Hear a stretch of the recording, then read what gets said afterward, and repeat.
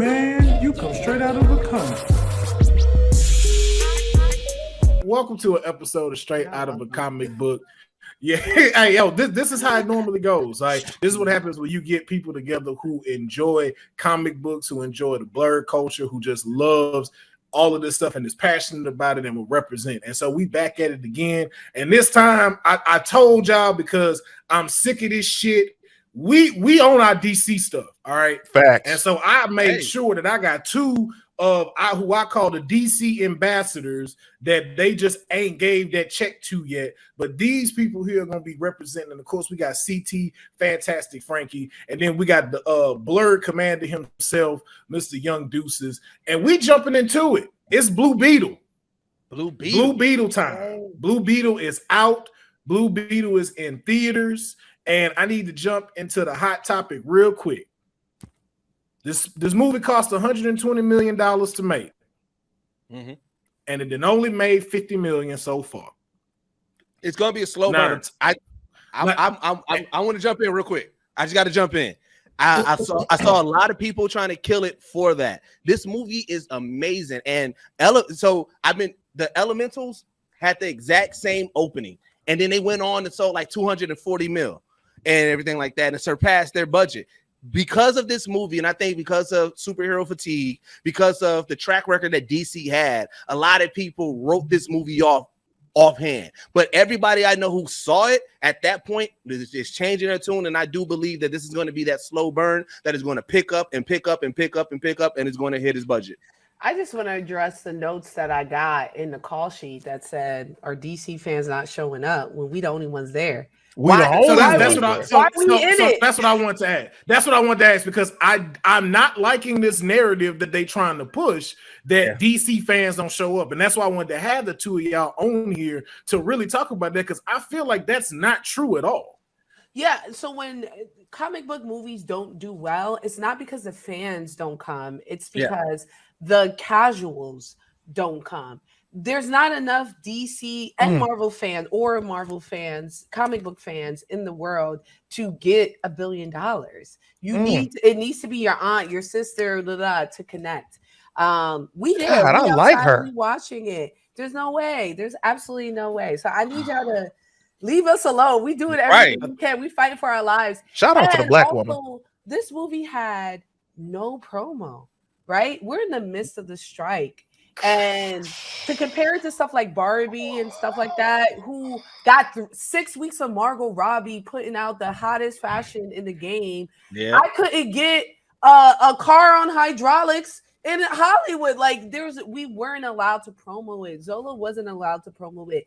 Influencers weren't allowed to promo it. So people are like, the numbers aren't doing good. Gee, I guess fucking why? Because, and also people think that we should be boycotting movies. People think the strike means to boycott movies. No, right? We're individuals with critical thinking, but the masses don't have that. So they're the reason they think this is because when you have a group of people, you have herd mentality.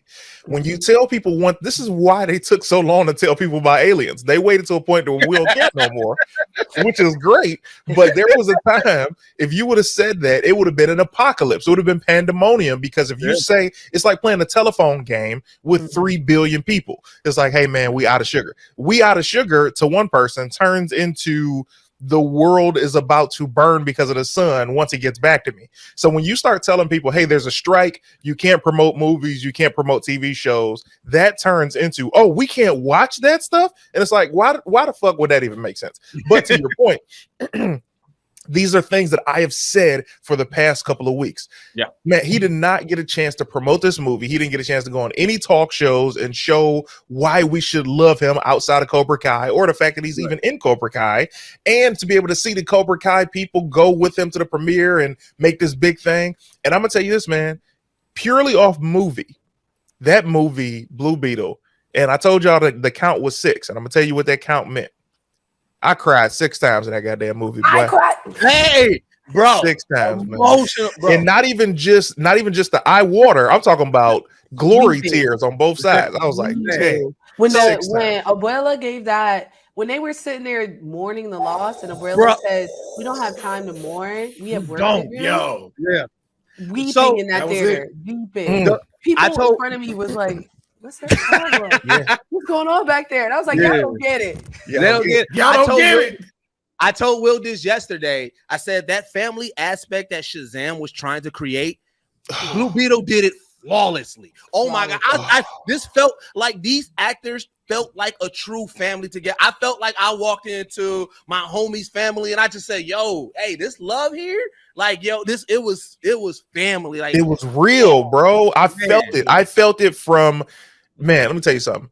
When the father, who is this anchor of the family, is telling them like, yo, that's tomorrow's problem. Let's just enjoy it. And he's keeping the family calm. And he is the one to get them young bullets, bro. So him to get the heart attack. So as soon as he died, it was like, damn, I'm already fucked up. And then fast forward, we're all out of order. We will get back to order. I'm just going to say this part and we go in your order. But when he appeared to Jaime, and said, it's not your time yet. He was like, what are you doing here? You know what I'm doing here. Like, this gave us closure for this boy to see his father and for his father to give him the courage that he needed, telling him, you were chosen for a reason. And he came back on some Super Saiyan shit. It was amazing, man. That movie from beginning, and I was the only black dude in the theater. Loved it. I lived to give you this message. I am here for you, my son. And you know what? I love the family so much that I was audibly booing Jenny. Because what the fuck did she think was going to happen when she gave the scarab to Jaime? In no situation was him and his family were not going to be killed or put in jail or put in imminent danger. She didn't know that the scarab was going to connect with him, but she said, here is this multi-million-dollar tech from this military private company. Take it home. Well, so you don't think there's a tracker? Like, here's the thing that, like, as I was watching it, I was like, oh, I'm seeing these themes that they like that I wonder is anybody else peeping it. Like, that was that white privilege. Like, her mom, if you look at everything, like, even with the scarab, like, she treated the scarab like you know what I'm saying, like, all right, you work for me. Like, you know what I'm saying? Even with giving old boy the power, she treated pretty much any non-white, if you was an alien life form, whether you was alien in the true sense of alien or alien in the racial term form, treated it like you work for me. So in her eyes, even with that, giving Jaime the McDonald's box, she didn't think about the repercussions because she still was like, oh yeah, you know, hey, I'm just white, you know, I can do whatever. Like, that's she was missing blonde hair. She was Colombian. I know she was Colombian, but I equated to her stepmom. Who's to that white man. Y'all, I need y'all to let go of the shackles of countries. There are white people in Brazil. She's white. Okay, she's Brazilian, but she's white. In my head, all she needed was blonde hair. If she had blonde hair when nobody had said nothing, y'all have been like, yep, that's exactly. Well, here's the thing. This is what I agree, but I felt that I agree with our thinking. They'll never. This is what I thought. They'll never suspect you because you just came here for an interview or a meeting. You can get out without being seen. I do hear you guys' point, but I didn't take it like that when I saw it in the theater. I get why she would say they never suspect you, right? Yeah. But she knows that shit is tracked. She didn't run out and meet him outside, walk outside, I'll meet you outside. That's the only way I would have been if she was looking for him outside. She was going to link with him hours later. So I will say the balance in that for both of y'all statements, though, is one scene where Jaime goes and they're trying to shoot at her. That lets me also know that you didn't fully think this through. Like, you really think they wouldn't come after you. So that lets me know, to the point of like, there is that white privilege, but also that the intention is like, to CT's point, I gave this to you for that. Even at the end, there was no remorse. She went to Theo. She was like, yo, I got your car back. And they were like, thanks. I was like, you know, they're all, you know, he's like, say thank you. I'm like, she ruined his fucking car. Why is this a gift? This is not a gift. These are reparations. You destroyed my house. This got bombed. my car is all because of you. You owe me. I will say that. Why didn't she rebuild the house? Why didn't she? That's the first thing I thought. You got time to get motorcycles and shit. Why isn't this house rebought, bro? Well, she said that they're going to rebuild it. They were going to rebuild the house. I was thinking they should have moved her to the old. I thought they were going to move into the mansion, bro. No, I think they want to stay in the Keys. My family wouldn't want to move to the mansion. They want to stay in the Keys. I was fine with just rebuilding the house, but all of this stuff she was saying, like, hey y'all, hey poor people, I'm here to help you guys. No, hey poor people, I owe you a massive debt. Let me would it have been too offensive for her? Would it have been too offensive for them to move into the mansion and have a scene with them fixing it up? And this is why I say that. This is why I say a bunch of Mexicans cleaning a mansion. This is why I say absolutely not. Listen, absolutely not. This is why I say, and I'm not being racist. I'm saying this is how you set it up, because if she would have asked, hey, could you guys do this? It would have been offensive. But if she said, yo, would you guys, I would like to fix this house up, but while you wait, why don't you guys come stay in the mansion? And then they're like, all right, yeah, we can stay there. And they look at the mansion and they're like, needs some work. And then she's like, well, it's an old place. And the next scene, they've taken it upon themselves to do it. So not them being asked. What is that? That's unnecessary, though. Here's how it hit. What's the motivation behind that scene? What's the development? So this is how it hits. Go ahead. I got it, PC. This is how it hits. Same scenario that you said, right? But then you see her fixing it up, and then you see them like, all right, let us help you, because you obviously ain't gonna be able to do this on your own. I like that. It got to be that. It got to be not her action. It got to be them volunteering. Like, look here. No, I bet you it was that. That's the same narrative. I bet you it was pitched. Need to clean. Absolutely not. The only thing I want to see them doing in that mansion is putting up beads at the doorway. All right, that's all I want to see. If they come in and they say it looks whack in here and they're decorating, I'll let them go. But fixing up the mansion is a no-go. Them cleaning, no broom. I didn't say nothing about cleaning. All I said was what fixing up mean. Fixing up means. Did you see that fucking mansion? I just see George Lopez's character doing something to that room. That's what I didn't say that about cleaning. I'm talking about the structure. Y'all ain't shit. Wait, was this? Is this scenario too far in? If they would have went there and then most of the keys came to come help build the stuff, and then they all start living there, is that? That's a little too far. Build this house. We can cut to the house being done. We don't need to see it. We can't. All right, we can't have meet me halfway. Meet me halfway. What if the house is already done in the next scene, and you just see one dude walking away and be like, whew, no, I don't want to see them do work. They come up in the house is clean. It's done. It's done. I don't want to see. Okay, hold on. I don't want to see anybody with a hammer. It's done.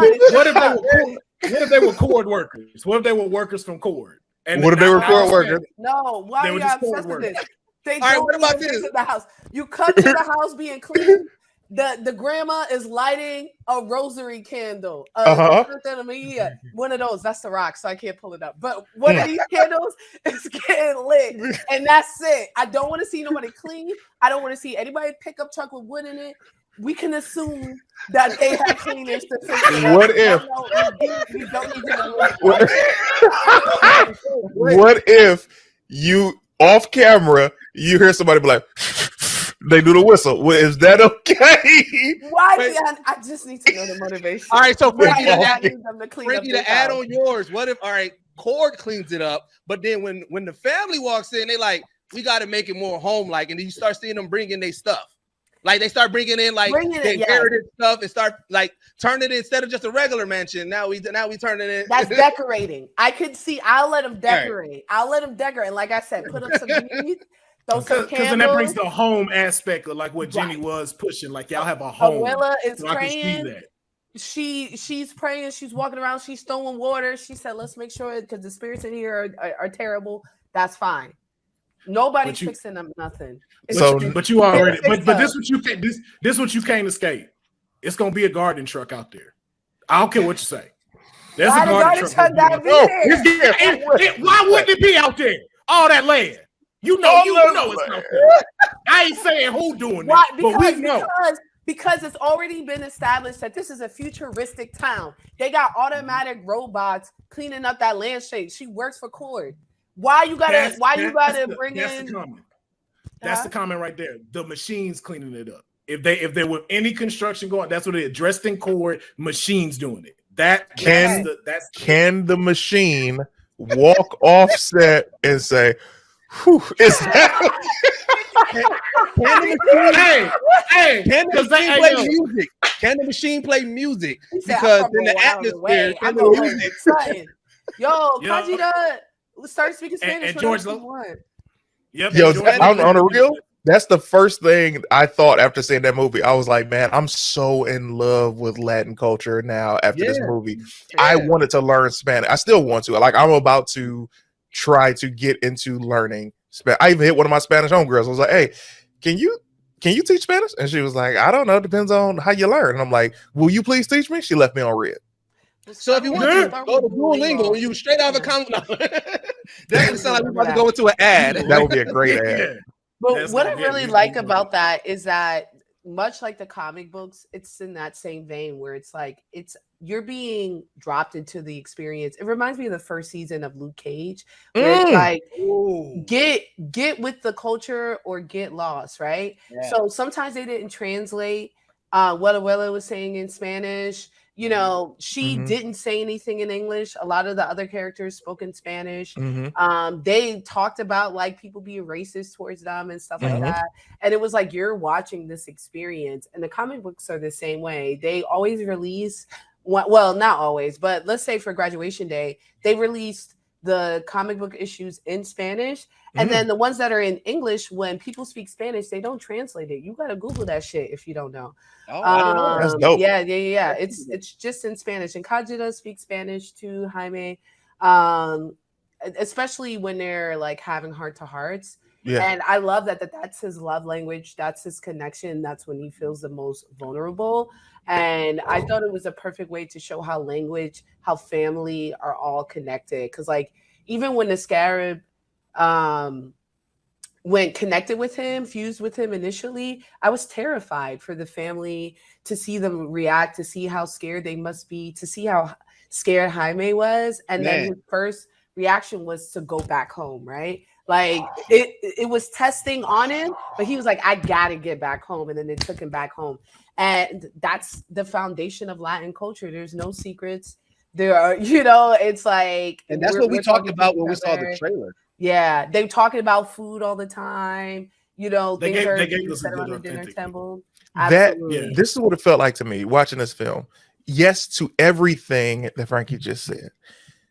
My cherry on top of that is looking at this movie and seeing something because, as I think we all have the exact same knowledge of Blue Beetle from Young Justice, Justice League, Smallville. Like there has never been an iteration of Blue Beetle where he's ever fully merged with the Scarab, right? Yeah. What this film did was it showed that journey and it gave us the ending of, all right, now they are one. Yeah. And now as he speaks, the Scarab understands and vice versa. And now they're truly a team. It's almost on some Venom shit.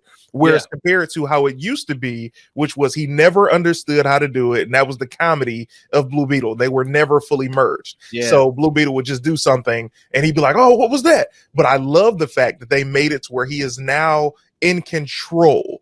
And there's one, like that felt so good to me because I'm like, this is story progression. Now Blue Beetle is a legitimate hero as he gets older. Because I was kind of upset about that because how do you say his name? Is it Sholo or Solo? Zolo. Zolo. Yeah. What is he? Thank you. So when you see Zolo play this character, you're like, all right, he looks young enough to play a 16-year-old kid, which is how old Jaime is. But when they made him 22, I'm like, okay, so he graduated already. How is this going to be? But he's still kid-like. I love that because now you show that this character can grow and be a true man. And then finding out that Ted Cord is still alive, it's like, oh, bro, I need the sequel ASAP. And then to go back to in the comic books, though, he is fully fused. Like sometimes Kajita acts up. Like in Graduation Day, Mhm. Kajita is on the fritz, but they're fused, and they're like connected and they work together. Yeah, and so to go back to something that Frankey had said, and something that we talked about during the trailer, is that comic book trope of trying to hide your identity from your family. I love that this whole movie was all about one person in the family getting the powers, but us as a family approaching this and attacking this and addressing this and dealing with this. Because like I said, what Frankey said, once the scarab attached to him, Jaime, his whole thing was let's get back. And even in, like I said, we talked about how strong the Pops was. Even during that time, he's like, look, we've been through worse. We can handle this. Like he kept on saying that in different scenes, like, nah, we gonna handle this. We gonna handle this. And so it's like even the height of the movie, it wasn't Jaime versus the bad guy. It was the family versus the bad corporation. It's like, I love that. And then the last thing I want to say, based off of what CT said, to me, we've gotten so much superhero movies that we've seen the tropes. What they did in this movie, Marvel most likely would do in 3 movies. At this point, like DC took a liberty of, you know what? Let's not give this whole he doesn't know, he doesn't understand, and give 3 movies, and then the 3rd movie he finally Jaime. It's like, no, let's connect that because there's still more to the story that he can evolve to. So I love the fact that the pacing seems different already. You ready for this mic drop? Uh-oh. Now we all know that there are other scarabs, and this is what I love about certain intros of movies. If you see the intros of this movie, they show you that there are like 7 scarabs, and this blue one happened to come to Earth. One of the biggest foes for Blue Beetle is Red Beetle. I mean, Red Beetle and Black Beetle, and then Green comes in. Black Beetle. When I saw this machine steal power and turn into essentially Red Beetle, I was like, come on, bro. No, this is not how this is going to be. And they got rid of the character because they killed him and they killed Susan Sarandon's character. And I was like, oh, this is now one of my new favorite comic book movies because you didn't sacrifice one of his villains by making it like a copy and paste, like, oh, let's just create something out of that. It was like, he still exists on another planet in another universe, and we're going to bring him, but they did not cheapen it, and that made me an even bigger fan. Yeah, even the reason why he stopped fighting, I was about to cry. I was like, this is anime level. It reminded me of an anime where they look into your eye like Demon Slayer, and they be like, yo, this guy's life is hard. Let me tell you his story. Exactly, that goes back to the fact that he's Latino and community, and just because in the same way that we saw in Into the Spider-Verse, where all the Black people came together to help Miles get out of that situation. I don't know this actor's name. I just know him as Guillermo in What We Do in the Shadows. But the big guy, him and the one who's supposed to be Red Beetle, they connected because they're like Latino, and they see how they're talking. They see him being called Jamie and shit like that, and they're like, you know what? Like, I feel you. Like, my life. My name is not Sanchez. No, but that's really big. And I did want to address one thing you had said earlier. Because Kajita and Jaime are connected, he bleeds into like Green Lantern territory, and that's what makes him so interesting. Because it then becomes what he can imagine to create to like stop it. Like sometimes Kajita is like, let me do this because you want to subdue it. But you even saw him. Didn't he like create the sword from like Final Fantasy? Like, I thought I was tripping. I was like, 22, right? Frankie, can you move in like tomorrow? Like, what is your schedule? Oh, I thought you were gonna say, Frankie, you're out of frame again. No. Goodness, you can't be this dope. I immediately thought Green Lantern. I was like, oh, anything he could imagine. This, like, I was being taught things that I thought I had already known, but your comic book knowledge far exceeds what they've given to me animated wise over the past 20 years. But that, continue your point, but that to me was so dope that they're teaching without making it seem like you're spoon feeding me knowledge. Exactly. But that's how they bled into the lore and Jaime learning. And that's what I liked, is that they evenly paced him learning and letting us understand that Kajita is also automated, right? So wherever he faltered, she was gonna naturally. I'm calling her she. They were gonna naturally. It's a she. It's a she. Is she? Why? Yeah, it's a Yep. she. Shout out to Becky G for talking that, sir. Yeah, no, we're not gonna go into gender politics of an alien. Becky G was the voice. Becky G was the voice of it. Becky G was the voice of it. That's why her. No, that's a woman. So we're not doing that. That is a woman. Clicking Beard is the voice of Luffy. Is Luffy a woman? What? Who's Clicking Beard? That's a very interesting name. It's anime. Okay, so anime voice actress. Okay, so Venom is Venom a him or is he a they? Is Venom a him or a they? I want to say they're a they, and that's why they was. Well, I mean, if we're being political, we gotta wait. Hold on. Definitely in the love. If we are being political, we gotta wait till they tell us. We can't give them that. We gotta let them tell us. I definitely think Venom is non-binary, and that's why they ran up to San Francisco, got them a twink when it was breaking up with Eddie Brock. You talk about in the movie. In the movie, it was definitely non-binary at the very least. At the very least, we are way off the rails here. We were looking at a gay romance, is what I saw in that movie. Turned on. I'm sorry. I could talk about it all day. That gay story that we saw. Wait, I wanted to. CT, you said something that made me think about something, and it's probably why they didn't go to the heavy. I don't understand this power, and I'm fighting with the Scarab because.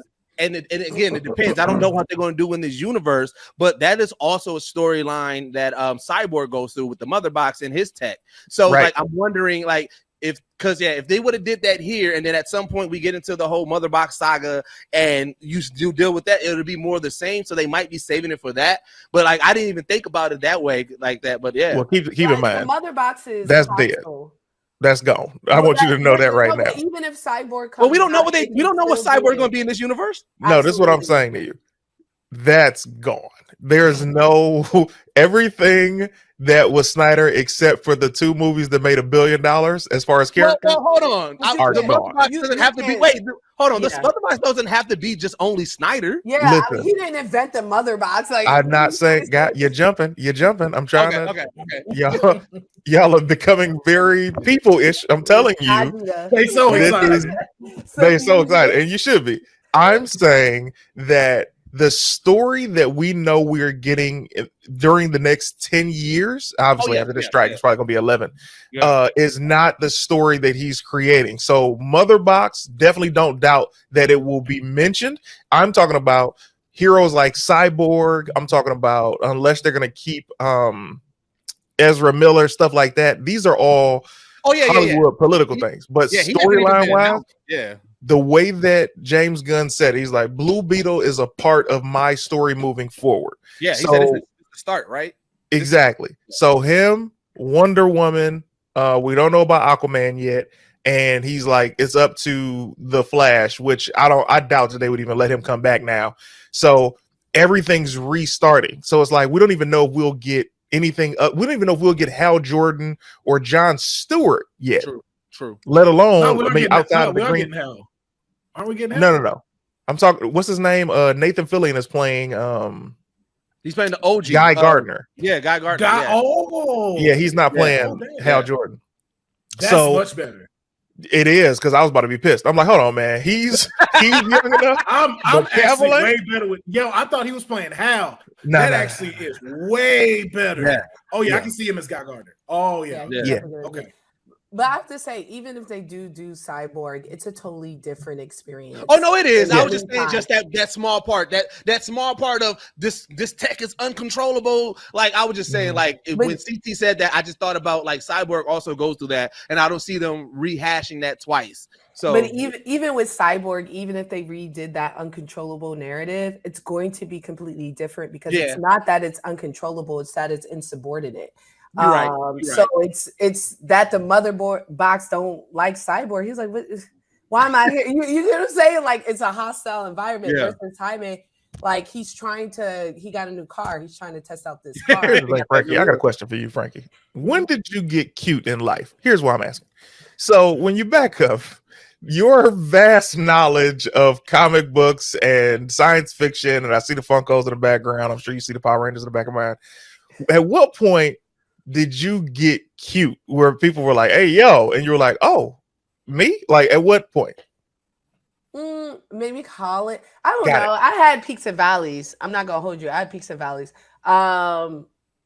Yeah, I guess consistently would be college. But yeah, That was already done by then. You already knew everything you knew. I think it's more than my looks. It's just like my dad is really into it. What? So that was definitely how I got connected. Like he's DC as well. He's a DC guy for sure. Yeah, but you know I don't want to say my age, but around the time I was born was the rise of Milestone.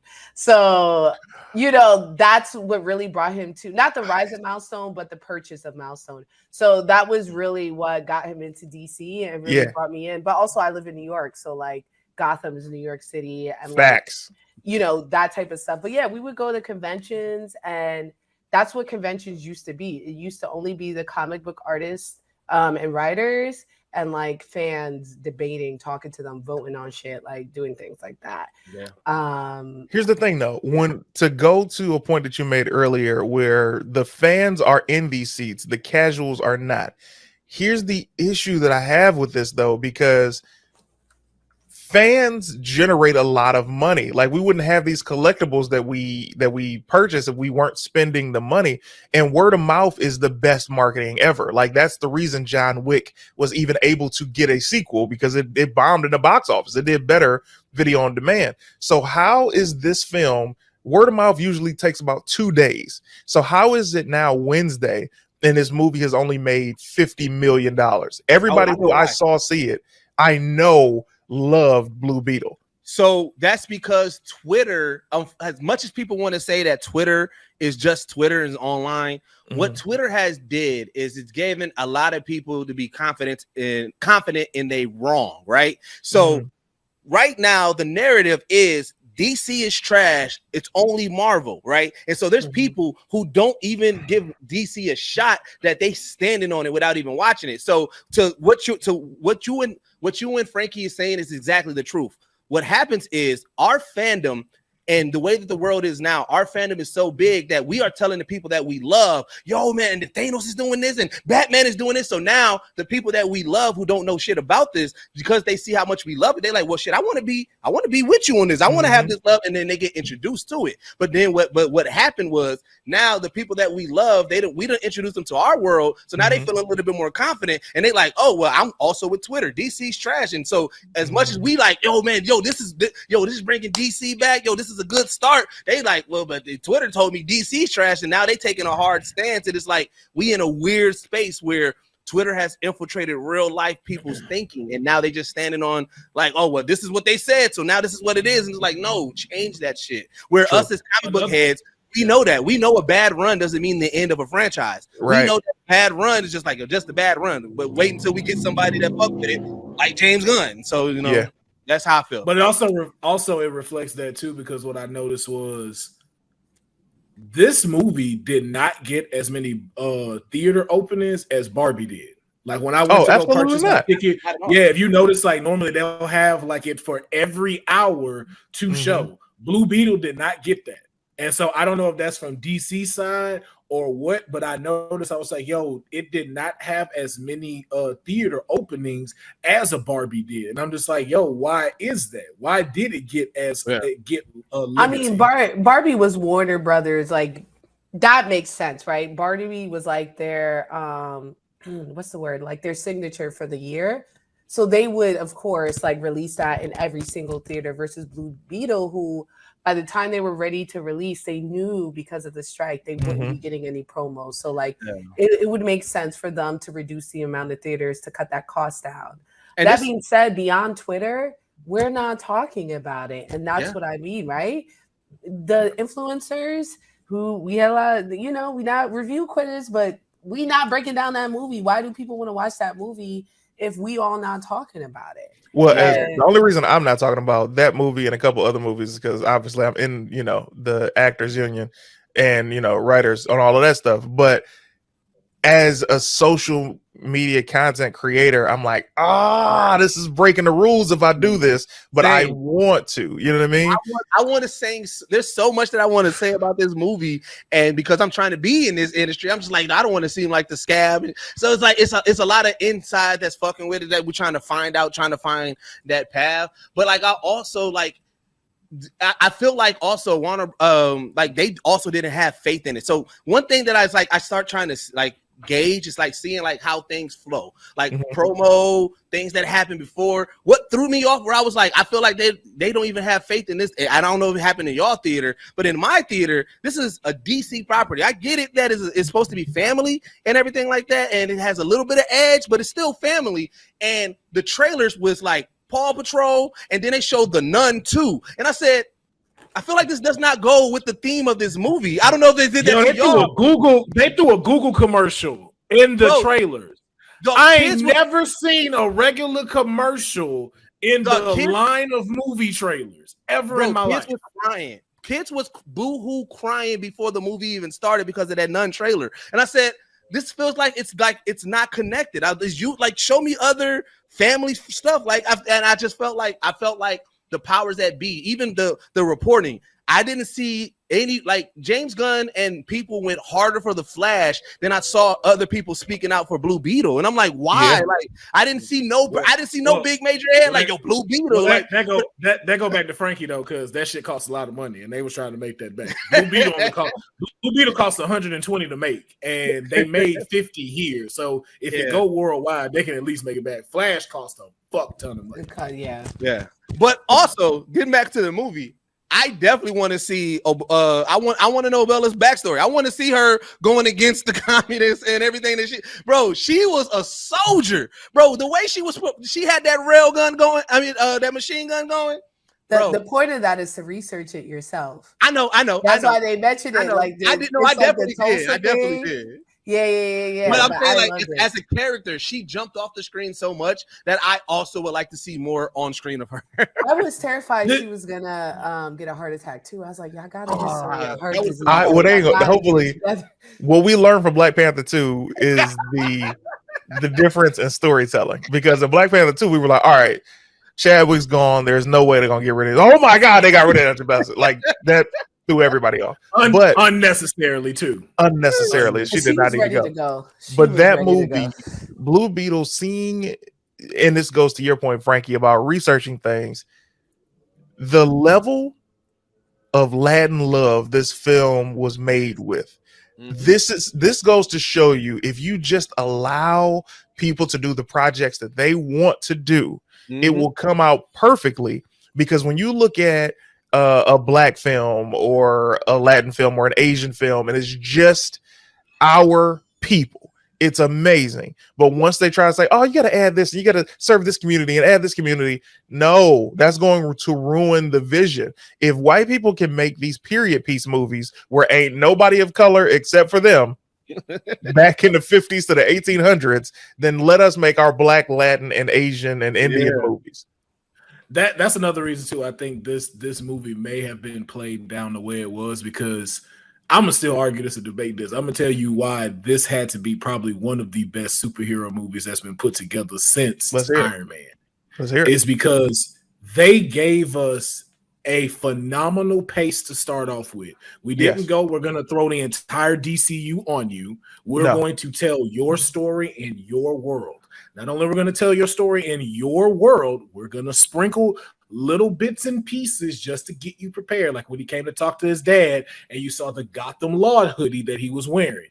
You started letting us know about what was in here, the things with even the former Blue Beetle, to let us know like, hey, this ain't it just got here. He's been here. This is how we're tying this in. That's how this one is going. Y'all have set a phenomenal pace to give us not only a great superhero movie that you could watch by yourself that doesn't need to be connected if you didn't want to, but also you set it up perfectly to where you can give us characters that aren't in the top tier, like like the Holy Trinity, that also gives us substance. Because like you said, even from the Latin part, the biggest thing that I took away was when George Lopez put the feed up and he played El Chapo in Colorado. Yeah. And they did the short stop form version. I was like, whoa. And then, like that's the red grasshopper and stuff like that. So I'm like, if you know it just a little bit about that, that was like the tick before the tick. And yeah, so I had to look that up. Yeah, to see them be able to like really show all of this, to throw all those elements in there, that's what I need to see, because that's what I felt like Falcon was missing. We didn't have that structure there. You didn't show us all of that. That's the same way I feel about Bucky stuff, the same way I feel about War Machine. It's like y'all threw them into this main story, but you didn't give these characters who we don't know too much a good structure. And even like moving on, I don't necessarily need a Blue Beetle sequel, because if we do, it's cool, don't get me wrong, but you set it up to where wherever you now place him in, that timeline will be good, because the older he gets, the more we see he's connected to the Scarab even more, what new powers he might be having with this, and where to really put him to where we can start even getting to that Young Justice live action type of feel, because I would feel love like that. that's what that's it. Yeah, I would love a Young Justice live action, but here's the thing: in order for that to happen, you got to get the Justice League right, and that's something they didn't do. Like, as much as I do appreciate Zack Snyder for having a love for the Justice League, his vision for his version was not what was needed at the time that we got it, because in actuality, Christopher Nolan should have been the one to build out the DC Justice League world. However, follow me here. However, because he was more interested in making a grounded Batman character more so than going into the lure of, this is why it became hypocritical for me with Christopher Nolan. He wanted to build this Batman story that was grounded in reality, and this person can be Batman and that person can be Batman, because Batman is an idea. You don't want to do the true story of Batman showing his actual villains and somebody like a Robin, because you don't want it to be too cartoony. Well, sometimes a lot of DC stuff is that way. But then the hypocritical part of it was your name being on Batman versus Superman. And the first scene of Batman versus Superman returned us to the comic booky, cartoony atmosphere of these fucking bats raising this little boy through this will. Yeah. So if you show that you can be in this world, then you could have given us the world that we deserved 10 years prior. Let me tell you something. Tell me. Christopher Nolan does not give a fuck about Batman. And I love the Batman movies. I get why you would think about him and be like, yo, he could make a DCU. Absolutely not. He was like, Batman is cool. Me and my boy Hans Zimmer about to make something fire, but he had absolutely no intention of connecting it to a bigger universe. And honestly, I don't think that he's the type of director to want to do that, period. So we could get that out the mind. Second of all, Batman being an idea is the point of Batman, right? There's many people, right man, a black man is just Batman. Like, that's always been a thing. And actually, there's a comic book, a short run. It's like 6 issues you should read. It's called We Are Robin. And it's about like Batman's dead. It's kind of like Gotham Knights, if you've ever played that. Batman's dead, and Gotham is like obviously going to hell. So a bunch of people come together as Robin, because Batman is a symbol, but Gotham is a second character in the Batman story. So this is the Gothamites saying, how do we rise up? How do we assist in Batman's thesis in his manifesto by being Robin, by being his assistants? And they all like, the gear is fire. That's that one where all of them, they got the picture where all of them in a group and they like lunging and stuff, right? Like kind of like they all look like, they're wearing like different types of yellow, green, and red, but they're wearing like streetwear. It looks like a bunch of cosplayers doing casual Robin cosplay. Yeah, that's the one I saw. Yeah, okay. So that's I saw that. Is like a black guy. Yeah, it's a solid run. But you know what I realized too? Like, it's one of my issues that I've had with people when they jump into like the world of live action, turning like a comic book or a graphic novel or stuff like that. I don't like the grounded approach, because my thing is this is like there's certain shit that you need to lean into, the fantasy, the comic book aspect of it, the ridiculousness of it. Like, if there's no way that you read or watch any Batman property and you come out and you say, let's just ground this whole thing, because you have characters like Mr. Freeze, which is like, that's not a real character. You have the Joker, which that like this person these are people that like you can ground them, but there's aspects that's going to be far-fetched that you got to be able to lean into, that you cannot exclude. That's what so it's like, yes, you can still have grounded elements, but you can't go 100% grounded. You cannot. It's not going to be. I don't know. It's not going to be amazing. So okay, so for the recent one, The Batman, would you say that was a pretty grounded Batman? Yes. Yes. The one with Robert Pattinson.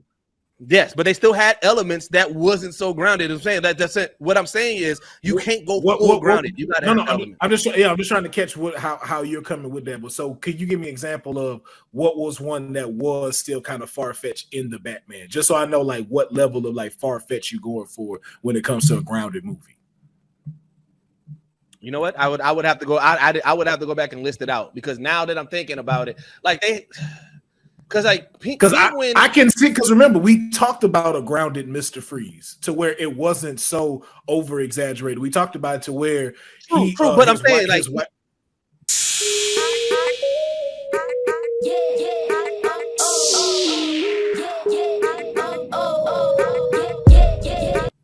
His wife was already sick. Yeah, his wife was already sick. His plan with the water being run, how to freeze that, actually making a weather machine that would freeze everything over to the where point to where, you know, like you say, it's still slightly kind of far-fetched, but it has that grounded realism to it. I think that is still there. It's just really how you tell it. Because to me, the first ones that really got it, that had that good balance but never get its credit for it, is Watchmen. I think Watchmen should be a real format of how DC continues to make movies, bright color type films with blood all over it. Right. So when I say like, I guess so now that I'm remembering, like, so like that whole final battle, that whole flood and everything like that, like that's something that would not really happen, right? But you still have that where it turns out really awesome and everything like that. And even we talked about Mr. Freeze, we talked about him freezing over Gotham and freezing it. Like it's stuff like that where it's like you can't cut that out. Like, you know what I'm saying? Like you got to have those elements. Hold on, I'm sorry.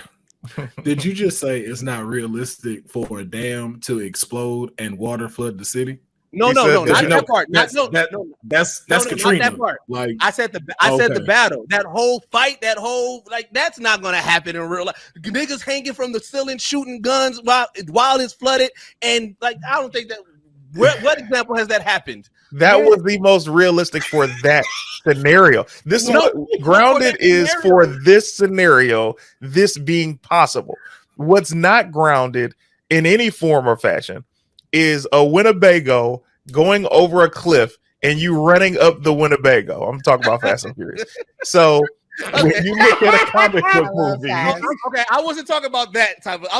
I'm just giving an example. But so I see y'all. When we talk about the Batman, the characters, honest to goodness, the only character off the top of my head that I can see not being able to be grounded is Poison Ivy, and that's because she literally turns green and she controls plants with her hands. I don't know how you could groundedly display that. You could display Mr. Freeze, you could display Bane as they've shown, you could display Penguin, you could even display Cat. Like they've shown how you can make these characters grounded, but the only people you would have a hard time with. I think we're misusing grounded here, because like when you're saying grounded versus realistic, I think they're two different things. So like to say something isn't grounded isn't because they're doing something ridiculous. You're already watching a superhero movie, right? Right. We're already breaking past what reality can be, unless you're watching something like The Punisher. That's the only, you know, like that type of superhero. But if you're into Batman, unless you cast it to Falcone and all them, there's no way you can stay realistic. I think that's more what I'm talking about. Right. But you can be grounded and still feel that. And I think That's what I really like about James Gunn. That's what I like about Peacemaker, right? It was both. It was real, it was grounded, but it was ridiculous. And I it think was ridiculous. I loved it. That's what you need to balance. And it doesn't have to be quirky and funny. That's what I like about the Batman. Because there were a lot of scenes that broke reality, right? Because you need that, right? Him injecting himself with what was it? Venom, the stuff that Bane uses, right? So that he could get a final boost in that last fight. Like things like that is what's really gonna push what Batman is, because he can't just be realistic and be beaten up and then be a billionaire playboy in the daytime. I don't need any more comedy in my superhero films. Like, here's the thing. You don't like to laugh? This is what I mean by this. I don't need to quip every sentence. Iron Man 1 was funny because Robert Downey Jr. is funny. When you look at films that the character is funny, you're like, oh man, because this is natural. This actor is funny. When you start trying to manufacture the funny is where I get annoyed. So when we look at the Marvel films that have gotten so ridiculously silly just to be silly, is because they're trying to recreate. It doesn't take a genius to see. They're trying to recreate and find another Iron Man that they could pay for a lower scale. The Adam West erasure is crazy right now, and I will not stand for it.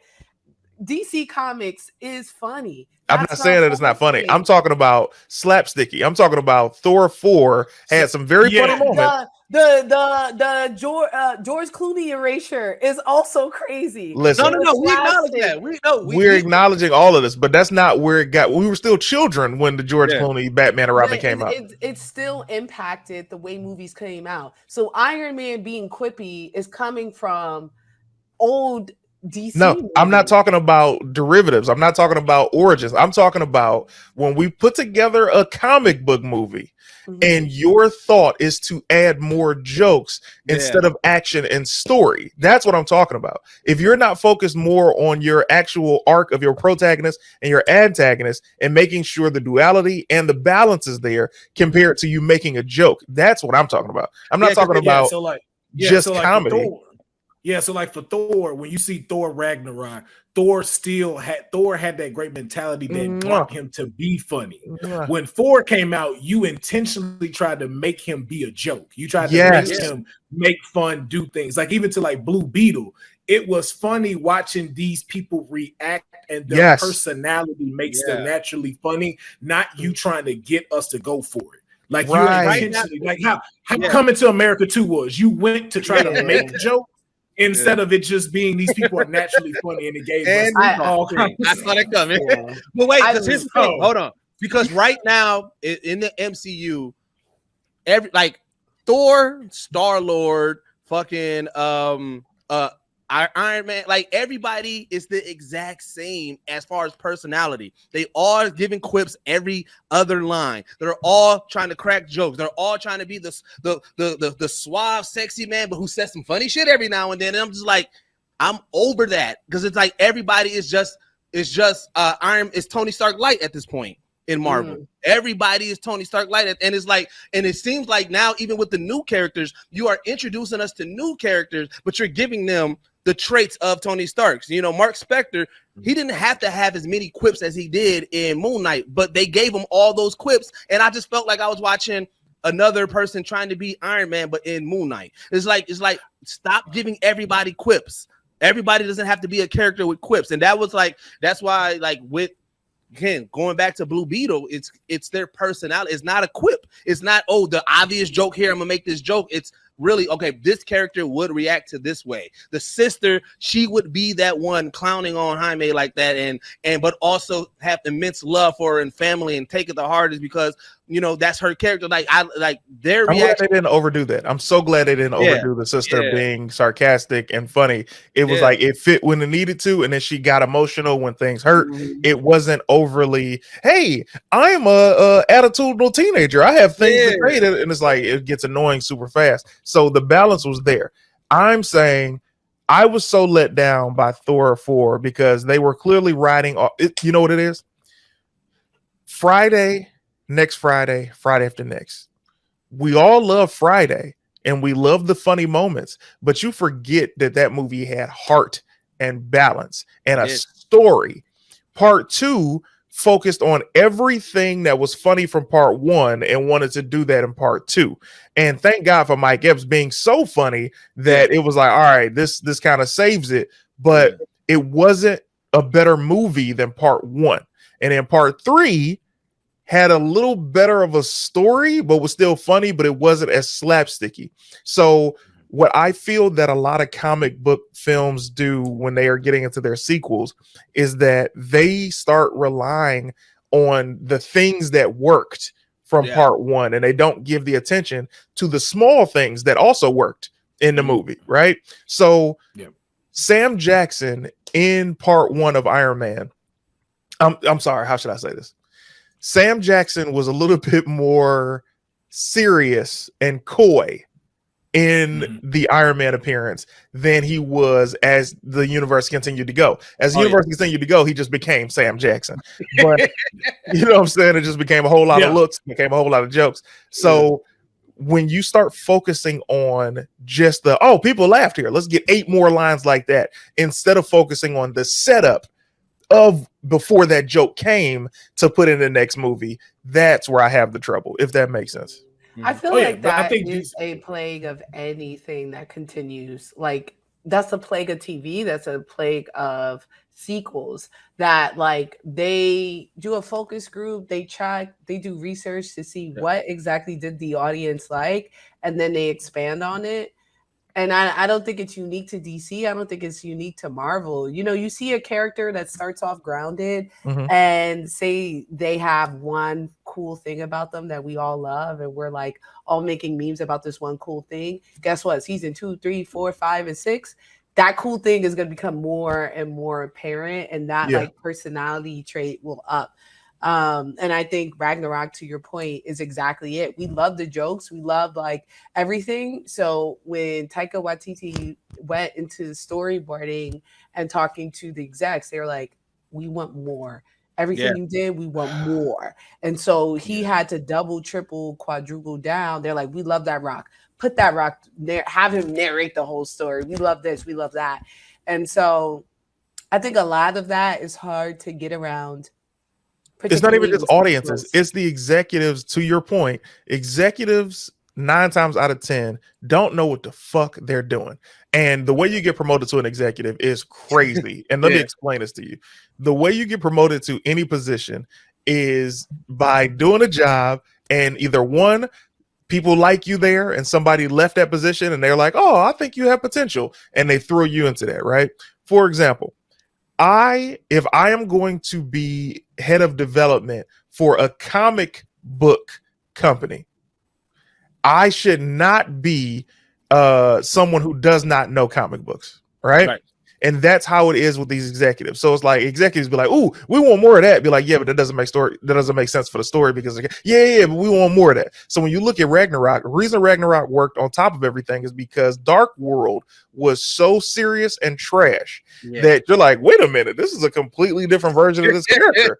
I like this." And so now when we can see it coming in Love and Thunder, we're like, "Ah, man, I thought y'all were going to switch it up and give us something we weren't going to expect." And I think but then too, like from even the financial point of those, you see it from Thor 1 to Thor 2. It's like, okay, this William Shakespeare's tone we tried to go with ain't hit. And so but when we got to Avengers, we saw like, oh, we see this battle, this sarcastic battle between Loki and Thor. We kind of like that a little bit more. So let's now make it to where it's like, okay, these gods interacting with these humans, which I think DC did a great job with, is creating an environment to leave it open to be funny. And then they started that kind of with Avengers, but because, to be honest, they didn't know where to go with Thor. And when it started becoming, oh, this guy's kind of funny, you just made him a stronger Star-Lord. And now you just make him look like a goofball. And that was my issue, the goofy aspect of it, because they could have still did that of Thor, you know, dealing with these earthlings and still having those funny moments. But when you have the moments of him being goofy, being the butt of the jokes, you know, then it's like, all right, now what you like, you doing a whole lot here. So Yeah. And none little of them that wasn't played completely. Blue Beetle. Blue Beetle did not have that problem. Blue No, Beetle they- was perfect. no. It was D- perfect. Yeah, DC actually from I'm gonna say Peacemaker, Harley Quinn, and Blue Beetle definitely did not have a issue of creating an environment to leave it open for jokes. Like we knew what was going on with Suicide Squad, but you still left it open for these characters to have personality. And it seems like, okay, this is how villains would talk to each other. They're sarcastic assholes who don't really like each other. So yeah, they're gonna be at each other's throats, and we're going to laugh at that. Same way they did with Blue Beetle. This is a kid who got an ancient piece of technology. This is how him and his family would naturally react to that, and they're going to have their funny moments. They did a great job at keeping that in there. So I just want to know though before we get out of here. Oh, go ahead, CT. Tell me this. I know you would know this, Frankie. The scarabs, where do they all come from? And is there a story where they all, I don't know, the owner unites them or comes to collect them? So they're not like tech, they're a race. They're a race of people, not people, but like it's like a tech race. So they come from a planet and they actually go to planets to conquer them. So the scarab goes to Earth. The initial what's the word I'm looking for? Assignment. The initial assignment is to take over Earth, right? To destroy the Earth. So like that's why in some iterations, and I feel like the early, not Young Justice, like in Young Justice, you'll hear Kajita say some wild shit, right? Like like we going to because they're supposed to be villain, but Jaime's will is stronger than that. So them being bonded, right? They're supposed to take over Jaime and then they take over the world and then boom, they consume it. So think of them more like a world of parasites. Yo, so you know how that would tie in really dope for this new one is because like how you said, CT, it reminds you of Green Lantern. So it's like, what if the Green Lantern Corps is that same thing, but they owned, and I'm gonna say this wrong, so I'm gonna have to go to you, Frankie. But the Scarabs were created by the Lords of Chaos, and then who are the other ones? Who are the good ones?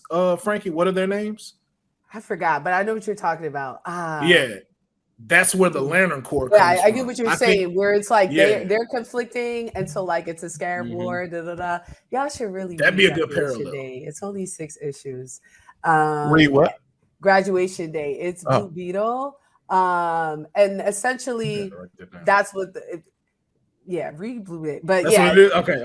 His Scarab is acting up. Kajita Moni, he's like, "Yo, speak to me in English and Spanish. What's going on?"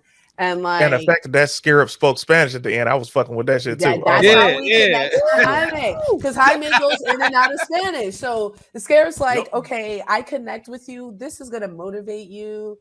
Let me speak to you in your natural language, and I love it. Because why does it speak English? Yeah. Like why does it speak English? Also, to CT's point about not overdoing stuff, I love how they did Uncle Rudy's character, because that character could have easily been the dumb character, the not so smart character, and he was a genius. They gave him They gave him enough of I'm raw.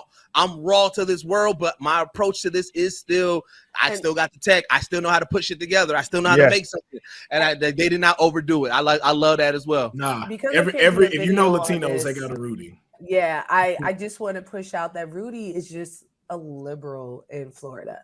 So like the stuff that he's saying, it's like at first we're like he's this quirky uncle with conspiracy theories, and then we get a glimpse of the world, and the world is. Aliens have been introduced. I'm sure there's a Superman in this. You see the city already has integrated alien tech, and that's why it looks so futuristic.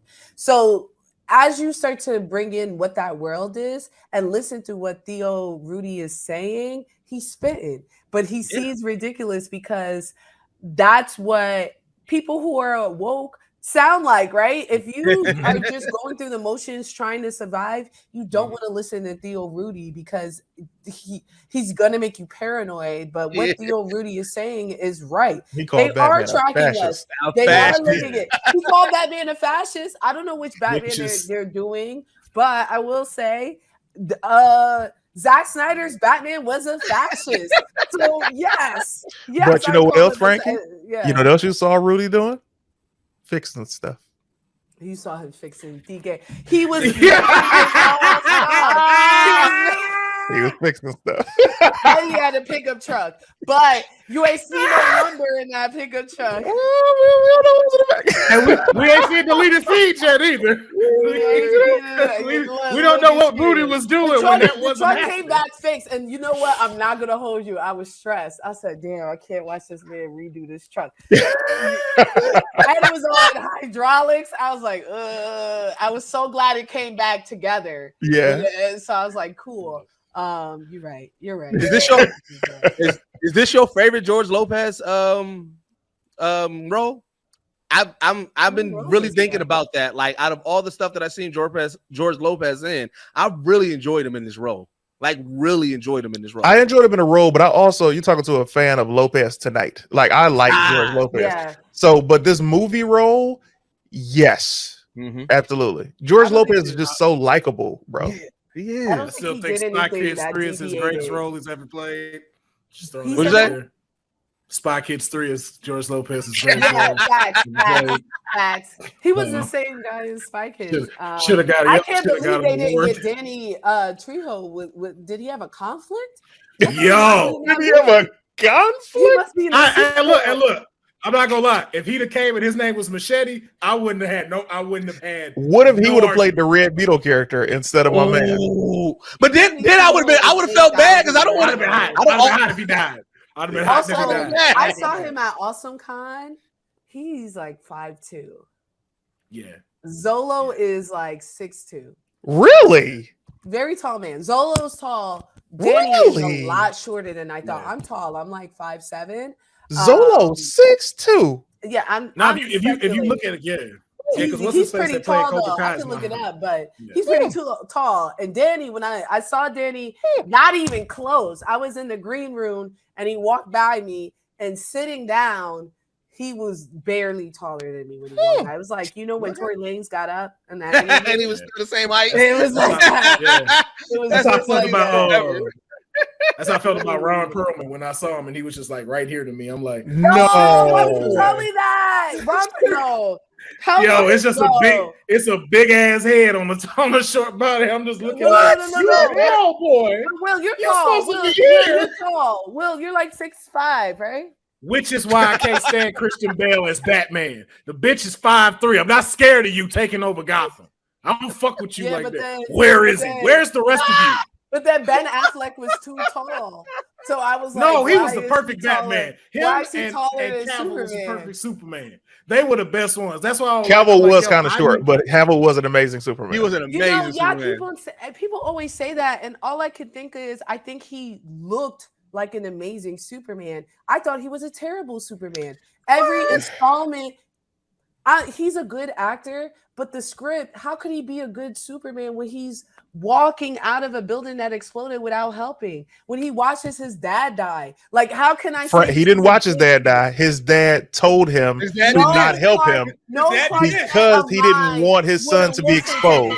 No Clark Kent alive would have listened. That's what his dad is. Not my Clark Kent dying is that it's out of his hands. Frankie, you know what you just did? That's the whole point. It's cancer. This whole hour and a half, you made me fall in love with you and fall out of love with your ass. That's crazy. God damn it. That's crazy. But no. Tell me what has Henry, tell me a scene that Henry Cavill did that you're like, Superman. When he saved in that oil rig, the oil rig is when I was like, that's one. Superman. Saving something, y'all. That's not Superman. That's not Superman. What? I'm sorry. What do you think, Superman? I don't even know your criteria. I need to know your criteria, Frankie. Okay, so first of all, we have to remember that Superman is I would give y'all him the decision to kill. And that's the one I can't give you. Is the only thing that I was like. And even then, we didn't get enough, but whatever. The whole point of Superman, it reminds me of Black Man Syndrome in a white room, right? He has a lot of power. He knows everyone is intimidated by him. He's scared. And he is there to, one, let people be comfortable, but two, to fight for the people. There's a comic book run where Superman loses his powers and he starts fighting the police, straight hands. Okay, he's fighting the Ku Klux Klan members. He's doing that. Superman is all about morality. Superman is all about people. Superman is all about saving everyone, no matter what, right? Yeah. Okay, if that's the case, then you explain the south side of Metropolis and why he won't even go over there to go help them out. Who said that? Superman. Will. That's in the comments. Like Superman actually stated, like, "Yo, like I got an actual side of Metropolis." We didn't get there though. We didn't get the opportunity for him to explore that. He had four appearances. Okay, but and in those 4 appearances, it was all residuals off of the first thing that ended up happening, right? And so, like, here's the thing: what you said about him being the people and making people comfortable, him showing up to that courthouse, and even that whole scene of him trying to show, like, look, I don't have to be here, but I am trying to show y'all that I'm trying to work with the people. That was Superman as fuck. That there was not. He walked away from that courthouse when he didn't walk away. The courthouse blew up. And then it's a courthouse that just blew up. Superman stays for triage every time. Superman cleans up. Superman never leaves a scene. Superman's like, damn, this blew up. Let me search. Let me make sure there's no survivors in here. Let me get the debris out. Let me make sure what's the impact of this blast. This man blew up and said, damn, that's crazy. They was talking shit about me in there anyway. One scene I will say that should have happened in that. Well, one thing they didn't do in Zack Snyder's Superman run for the entire thing was he never focused on his super speed. Even when they showed the race between he and Flash, I hate when the director shows Superman flying next to the Flash because that he has super speed as well. He can run almost as fast as the Flash. So when you look at the scene in the courthouse, what should have happened was him kicking into super speed and trying to remove people out and then kicking himself when there might have been one person he couldn't save. But the writing overall did not display Henry Cavill being a great Superman. We had to look in between the lines and what he did with what he was given to be shown that he was a great Superman. Those and lines also too super tight. And the but let's not forget though what Superman he was at. The one you mentioning is a veteran Superman. Didn't he, like Man of Steel? He just kind of learned how to fly. He just became Superman. Are y'all watching My Adventures of Superman? I just started last night. I am. I love that. Is an origin, right? So you guys are talking about we have 4 hours. I could kind of let y'all go for Man of Steel. But Batman v Superman was the perfect opportunity to do what I'm talking about with Superman, which is normally his biggest conflict, which is that people are scared of me. And how do I do my job? But also grappling with how do I restrain myself and my power, because I'm powerful than everyone I interact with. We did not see that in Batman v Superman. We got something. But you know different. But I think they Superman's fault. But I think they jumped too, because even in Batman versus Superman, you saw more of Kingdom Comes Superman. This was one who was kind of just like, yo, I'm not really trying to make y'all feel good. Like, and I saw that when the Batmobile hit him and he looked and he said, yo, your shit done. Don't do this again. I'm like, he was arrogant. Superman. Like, Superman will be doing that. That's Snyder. Snyder. The whole theme of that movie was gods against monsters or something like that, right? Wasn't it? That's guns. That's guns. Snyder was turning everybody into Kryptonian. It was a mess. Yeah. But you watch My Adventures of Superman, right? What are you noticing about Superman? You're watching that he cares about the people. He's discovering his powers. He's discovering his powers as you get further. Don't say he's getting stronger. No, these are spoilers. Cool. As he's getting stronger, as he's interacting, as he's seeing who can he save, what's his conflict? I need to save everyone, right? It's the across the Spider-Verse question. Peter Parker and most of DC heroes are I should save everyone. I'm here to save everyone. That scene where Jonathan Kent said no and Superman listened, I checked out from then on. But that's what you have to understand. And I understand. I'm not trying to change your mind, but I'm just trying to explain that part in the movie. Kevin Costner loved his son so much that he already knew what would happen if anybody were to see his son do anything heroic like that. Like, how the fuck did you just save him from that? Did you say Cap? Cap. It was stupid. It was stupid. Because to your point, CT, super speed. Super speed. He would have, and you would have had to say shit. But they didn't showcase the super speed. There. So if he moved him, right? If he grabbed Jonathan Kent and took him home, right? People would have thought that Jonathan Kent got caught up in it. What would have happened? It was a tornado there. There was so many ways they could have out-explained Jonathan Kent surviving it instead of it versus him not surviving and his son surviving. That takes more explanation. Hey, how did you survive this? We saw you out there too. Cap. It was stupid. He was like, his father needs to. Is this camera on me? His father. It's dumb. It was dumb. It didn't make any sense. Jonathan Kent. He just was like, Zack Snyder read somewhere. Jonathan Kent needs to die, and he said, "How do I do? He read Spider-Man. He was watching Spider-Man. He read Spider-Man. Like, you know and even with Spider-Man, that's a different lesson that comes. Right? It is. But in this case, for it to be. Superman was right there, and his dad said no, and he said, "Damn, Dad, I love you. Goodbye." Doesn't make any sense. That's why I like Dean Cain's Superman better, bro. Yeah. Dean Cain's Superman had his parents for a long time, and I don't think it's Henry Cavill's fault. I think it's not. I think it's Zack Snyder's it is fault. 1,000%. Well, 1,000%. This new kid, y'all gonna forget about when you get the new bitch. Y'all gonna forget. And I'm gonna be right here. I'll be right here. Oh, when y'all get that new on your tongue, and you. I'm open to it. I just don't know much about it. Open to it. Copy. Let's cut this for later. Don't make it into a reel. Okay, I just want to wait until this movie put this on the drive so that I can get y'all all in 3 years when it drops. 4 years probably now because of the strike. When it drops. Y'all gonna be like, "Whoa, I really love this guy. He was better than Henry Cavill." And I'll be like, "I know, because it was written by somebody who likes Superman, and this cat looks just like Henry Cavill. That's all you needed. All we saw was the face. We didn't see any being done." Well, Frankie, I don't think none of us is against them. I don't think none of us is against them. We just say as of now, we fuck with Henry Cavill. Here's the answer that I have to your question. We fuck with Henry Cavill because as comic book fans, there are several actors that get cast in these roles and they might fit the role. And after that first movie and they got their money and they got their fame, they start saying, I don't know how long I'll play this character. Henry Cavill is someone who got the character.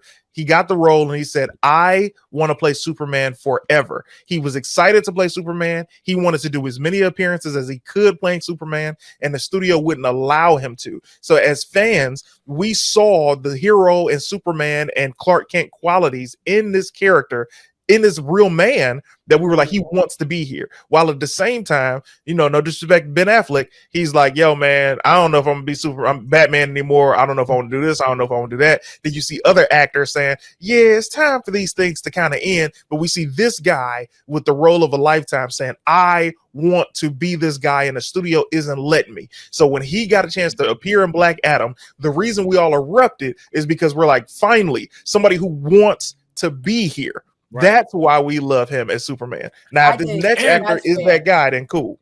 That's fair. So y'all love Henry Cavill. Yes. Oh yeah. Not the Superman Henry Cavill played. Y'all think like I hate that black women listen to everything. No, hold on, because I wanted to get to that. To add to that, this man also gave us multiple different versions of Superman. You could see him as the one that don't have powers. We were still behind him. You saw him as the one, if you have, again, like kind of the Kingdom Come, where he's a little bit more seasoned. He gave us a glimpse of like, okay, if you gave us a story of how he got to that, cool. You even showed us the evil version of Superman, where this dude was knocking people's heads off. And we're just like, oh yeah, I'd hate to see him, man. The only one we didn't get was long-haired Superman. So it's like to see him, even though he didn't have movies, we got to see him in different iterations of it. Let us know it's just like, yo, this is a dude that's a great Superman that y'all just did not take advantage of. And so, and again, it's not to say nothing about the other guy and stuff like that, but it's just like, yo, you got a lot you got to bring to the table, but bring it into your own journey. Like, you don't have to top Cavill. Just give us the Superman that y'all are trying to have for James Gunn's story and make that shine bright. You know what I want to see for once? I want to see superheroes that, how do you say it? You know how this guy who's playing Superman now, he's playing a super young Superman, so he's going to be like thin and all of that shit. I want to see a superhero movie where these motherfuckers are as yoked as I am. Like, I want to see these motherfuckers be massive and really fighting each other. I'm tired of seeing these bony ass motherfucking superheroes. I want to see a thick ass Miss Marvel. You understand me? I want to see Miss Marvel be like she is when we go to these Comic Cons.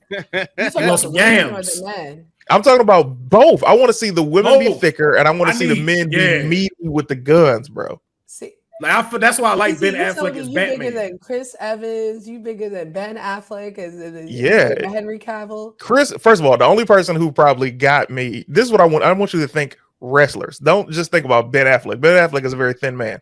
I want you to look at Bobby Lashley. He was not big. He was not small in Batman. Batman versus Superman, he was yoked as fuck. When I'm talking about in regular walking around life, he's a very thin man. But when you look at Bobby Lashley, you look at somebody like Roman Reigns, The Rock. Like, I want to see people like The Rock in these superhero roles. If you yoked. All right. Yoked. If you have super strength, yes, there's not much that you can do to create the resistance to yoke yourself up like that. You know what you're doing? You're being realistic, and I don't need it. I'm just confused on where you're going with this. I was like, we want the comic accurate. What are they listing? We want the comic. I want it all. I want to see just like be thicker because they'd be like 100 pounds and but look at athletic. I know what CT's saying because, like, okay. Jon Stewart is a character that's not yoked in like real life, but he has that superhero physique where it's kind of like that upside down triangle. Stewart got dad bod. No, he got that upside down triangle. He still got the broad shoulder. Like, if you look at the animated series, she's thinking of the animated series. That's what she going with this one. Like, you got to think Michael Jai White. Every superhero should be built like Michael Jai White. And guess what? Yes. He's not a good actor.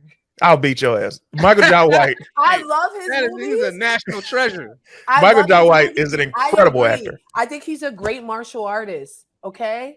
And I haven't seen. Who do you think is a good actor then? Let's think that. If you say Michael Jai White is not a good actor, who do you think is a good actor? Spawn ain't a good actor. I thought Spawn was great. I thought it was. Who do you think is a good actor? Wesley Snipes is a good actor. He is phenomenal. Ali is a great actor. I mean, there's a lot. I do think Ben Affleck is a good actor. I thought Zolo was a good actor. And you don't think Michael Jai White? I feel Zolo in it too. I think now this is the thing. I think he's great in Blacktainment. Like, what is it? The one where he's like, Sheila, I don't even gotta look, and he's like a pimp. Like Black Dynamite. Black Dynamite. I think he's good in that. And hey, it's time to end the show. I think he's She gotta go anyway. But yeah, I couldn't even y'all rewatch Spawn. You gotta Dynamite. Look, Black Dynamite. Black Dynamite. Look at Tyson. That was his first film. That was his first leading role. Look at Tyson. Look at him on a guest star of Saved by the Bell. He is an actor. Man, Toxic Avenger. That was his first feature. Toxic Avenger. Universal Soldier. Listen, you talking to a Michael Jai White stan. Man, bro, this is a Michael Jai White right here. Blood and Bone. Right here. Blood and Bone. I've been asking him to do a sequel to that for years. Copy. Undisputed before he got all the stuff y'all been complaining about right now, or like earlier in the show, like are rampant in Michael Jai White's movies. Hey, Frankey. Hey, delete my number. She ain't got my number. Don't delete my number. I'm just asking for the same energy across the board. Why it always be anarchy in your comics, Frankey? Like I said, like CT's introduction to you is why it be anarchy in your comics. People love you at first, and then you say some crazy stuff like this, and then like, she took me on a journey. You gotta love all of me, okay? She took me on a journey, bro. One thing is I'm consistent, okay?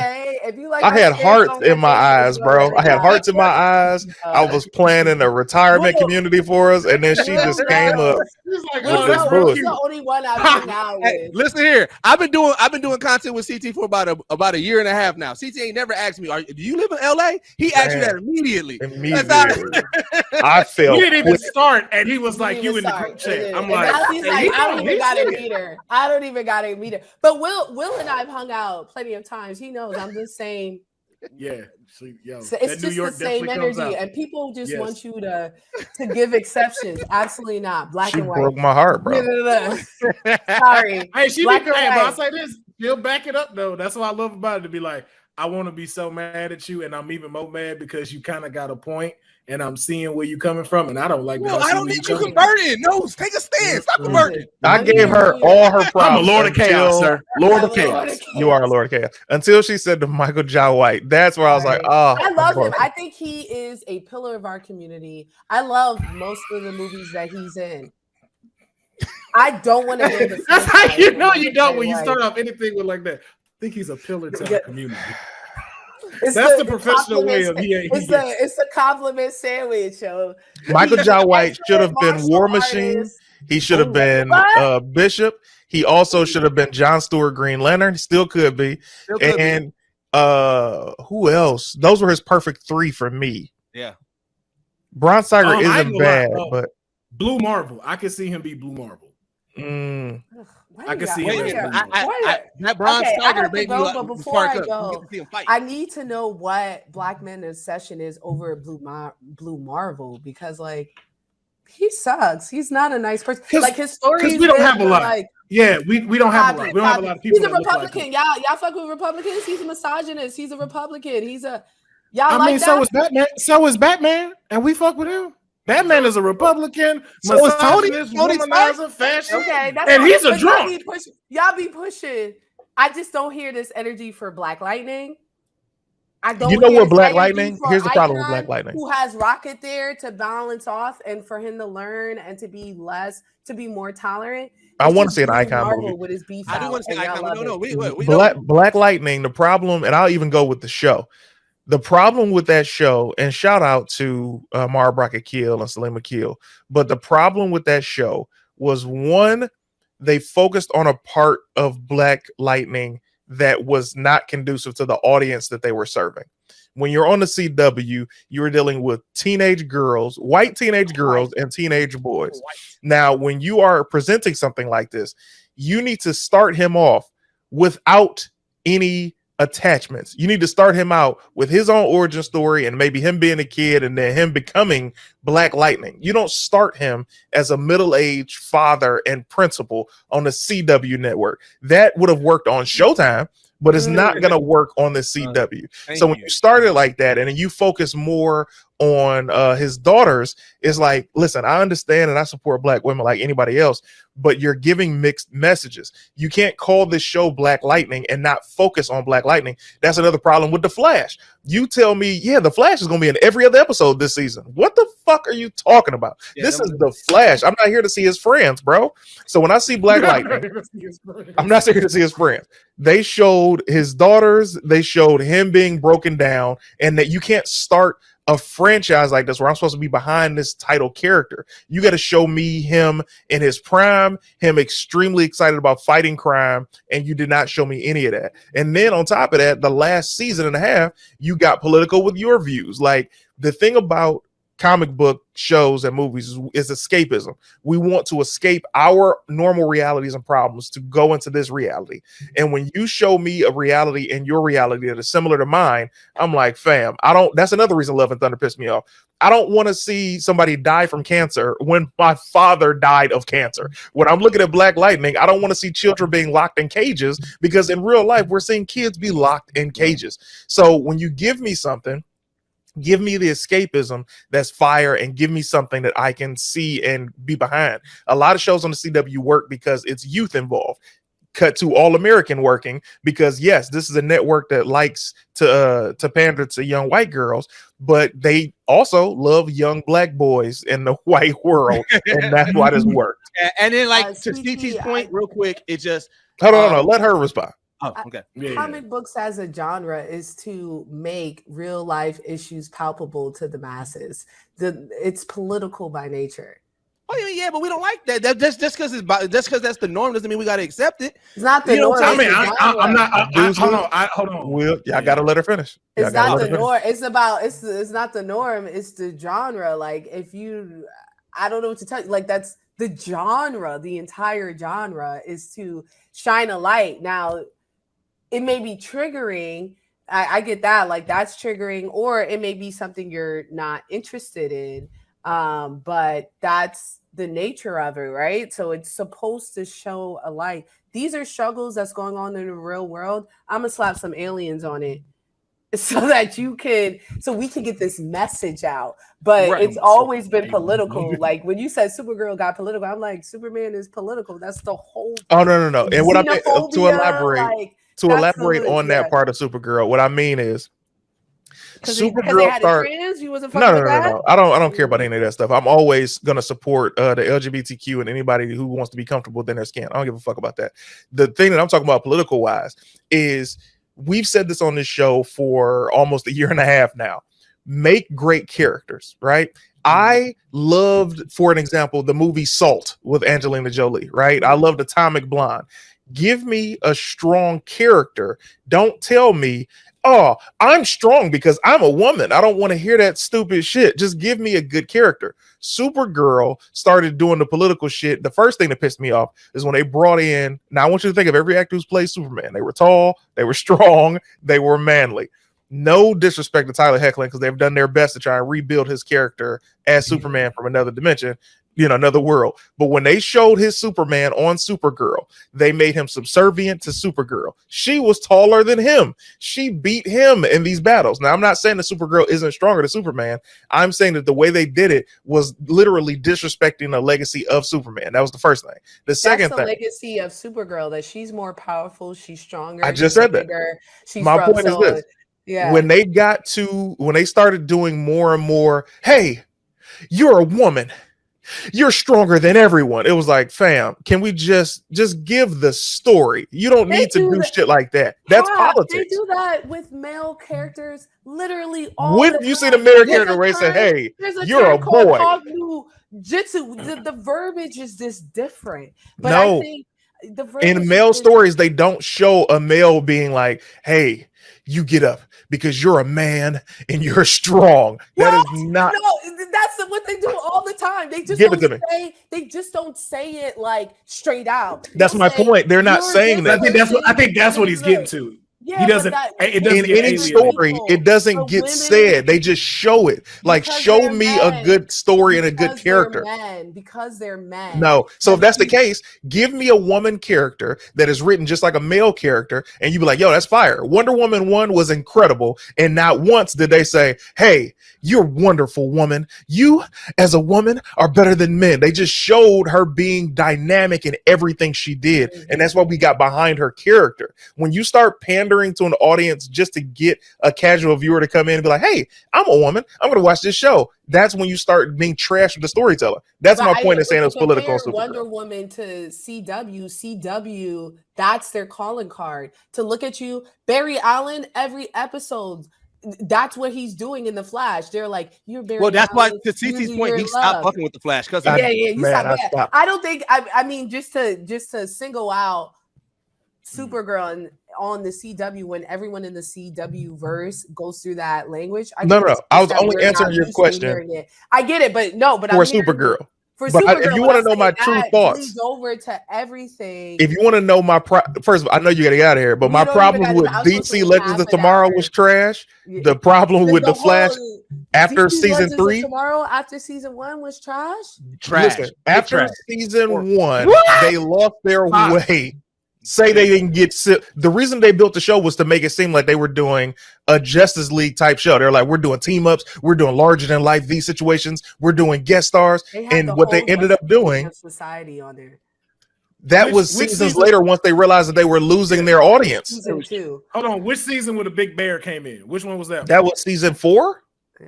That's when they lost it. Everything else was dope. After that happened, that's when I was like, no, I'm good. I love the Justice Society. The problem with the Justice Society is they only showed I think 3 members where you're like, who the fuck was this guy? They kept away from showing the members that you actually wanted to see, like the Lantern of that world. They kept away from showing I think they showed Our Man and they showed Black Cat. Yes, and Stargirl, but barely. It's like, come on, man. And that wasn't enough to save the series for me. I'm sorry. Like, no. just because you got a fire moment, don't mean that the whole series is going to. That series was trash. They kept going to the past, and I'm like, bro. DC's Echo. That was DC. When they went to the future and saw Old Man Oliver, it's like, oh, if you keep this up, this is going to be incredible. And then they had a storyline with a Flash. Something happened with him in like 2025.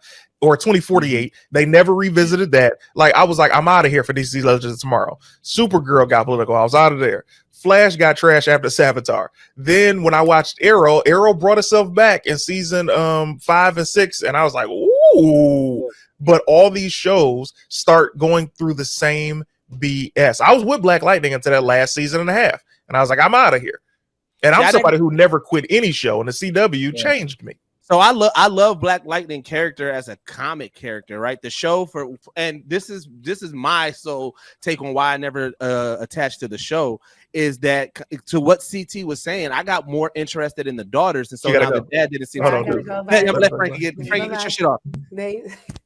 Yeah. So yeah. And then I gotta go too because I gotta hop on the call. All right, I'll make this quick. I'll make this real quick, but it's like. His character never seemed as cool as the comics and the animation to me. So because of that, I never latched onto it. I just kept on, and then I got it. You know how we as you know, y'all as comedians and just as Black folks, after a while we start turning things into jokes. So now I was even called on Black Lightning. I'm like, that's Khadijah's boyfriend. You know what I'm saying? That's how I only saw him because I'm like, y'all did not make him cool enough. Khadijah's boyfriend. Khadijah's boyfriend wilding out here, man. Right.